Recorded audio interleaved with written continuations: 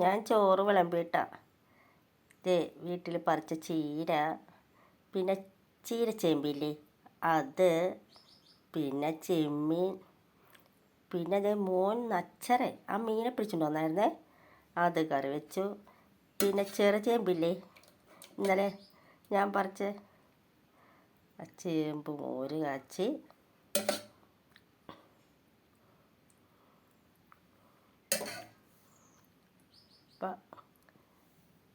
ചേമ്പ് മോര് കാച്ചിയതുണ്ട്.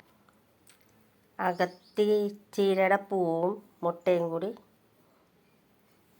തോരനാക്കിയിട്ടുണ്ട്. അപ്പം ഇതൊക്കെയാണ് ഇന്നത്തെ കറി.